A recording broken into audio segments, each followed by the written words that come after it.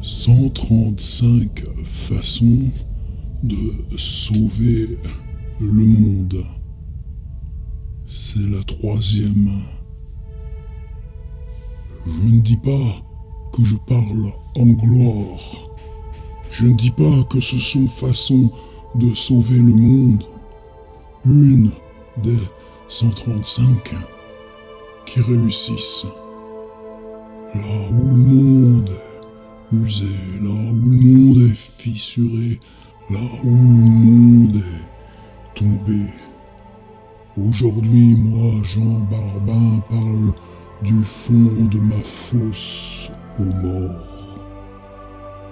On parle d'une situation personnelle qu'on n'a pas réussi pour soi-même à infléchir ni sauver.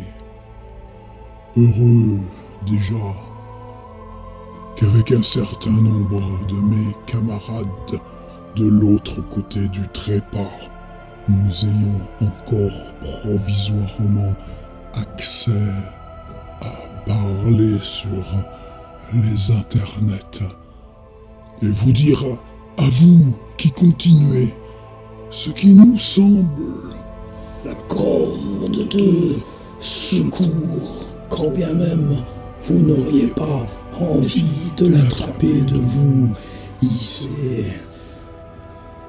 Et même ce soir, il ne s'agirait pas d'une 3e façon certaine de sauver le monde. Plutôt, non pas resituer la démarche, ce sont des mots trop savants. Mais c'est une histoire, vous savez, nous on n'a que ça à faire. Passer notre temps sur Internet, chercher sur Internet. Vous cliquez sur quelque chose et il y a ces notifications, ces trucs qui passent, on vous annonce un petit fait curieux. Tout d'un coup, vous voyez passer un homme retrouvé 10 ans après son décès, piégé par un frigo. C'était ça. Évidemment, quand soi-même on parle du fond du trépas, la question des morts nous intéresse. Ce collègue, derrière son frigo, pendant 10 ans, est-ce qu'il était avec nous sur les internets? J'ai pas trouvé, remarque. Donc j'ai cherché, voici l'histoire. Quand est-ce qu'elle nous enseigne? Je vous laisserai faire le travail. Il y a 10 ans, cet homme quitte son domicile. Un avis de recherche est lancé. Ses parents disent qu'il était parti un peu en colère sur des mots, n'avait rien emmené. Donc on s'est dit que quelque chose s'était passé. Mais des gens comme ça, qui disparaissent, on y reviendra. Ça devient courant dans nos sociétés. Il travaillait dans un genre de supermarché, boucherie en gros.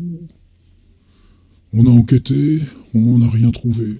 Il n'y avait pas trace qu'il ait pris son travail ce matin-là.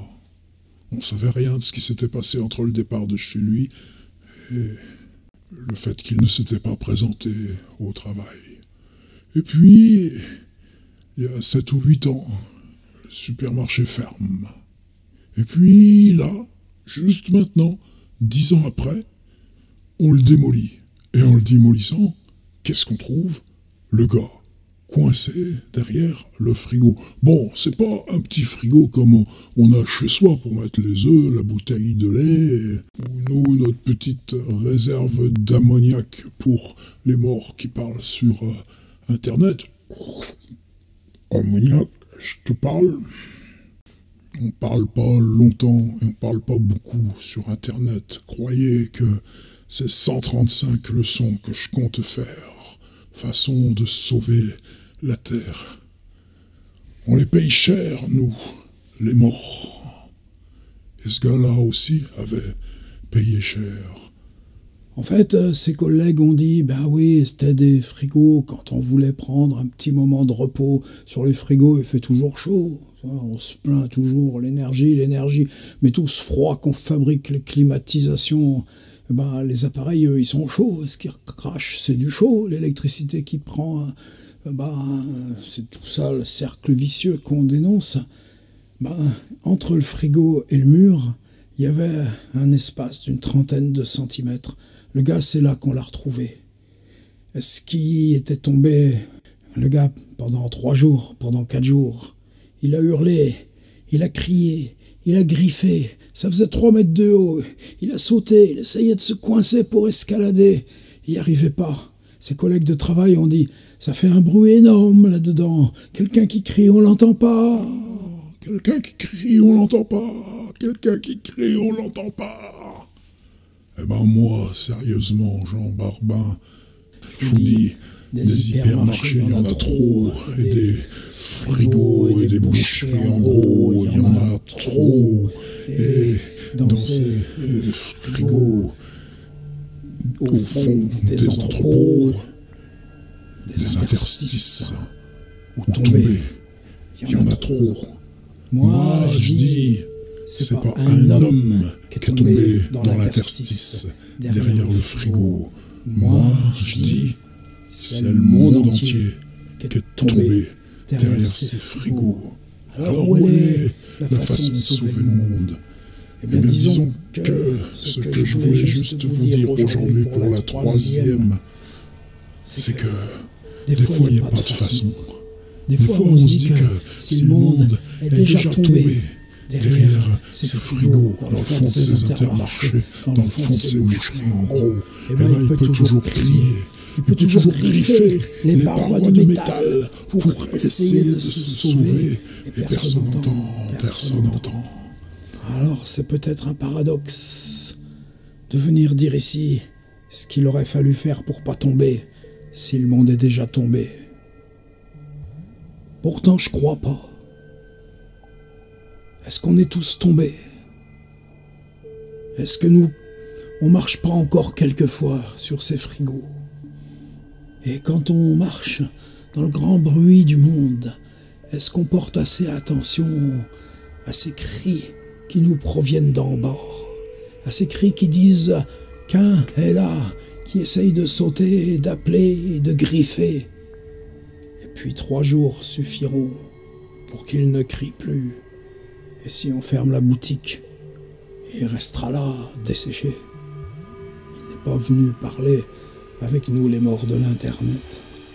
Et quand on démolira les ruines du monde tout entier, on en trouvera bien d'autres, de ces cadavres tombés dans les interstices à l'arrière des machines à faire tous les bruits du monde.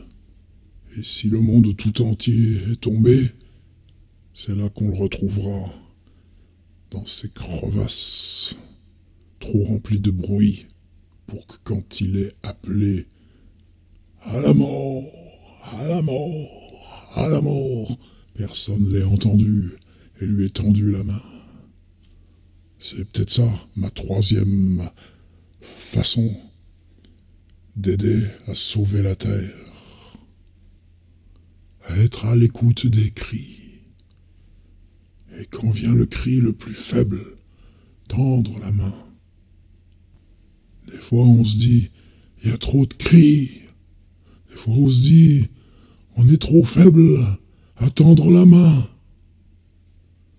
Moi je dis, 3e façon de sauver la Terre. Être attentif aux cris et tendre la main à ceux qui sont tombés dans les interstices, entre tôles et moteurs, dans le grand bruit du monde, et qui hurlent à la mort, pour qu'on les sorte de leur enfer. Celui-ci, il n'en est pas sorti. Et celui-ci, il a fallu tout démolir pour qu'on le retrouve.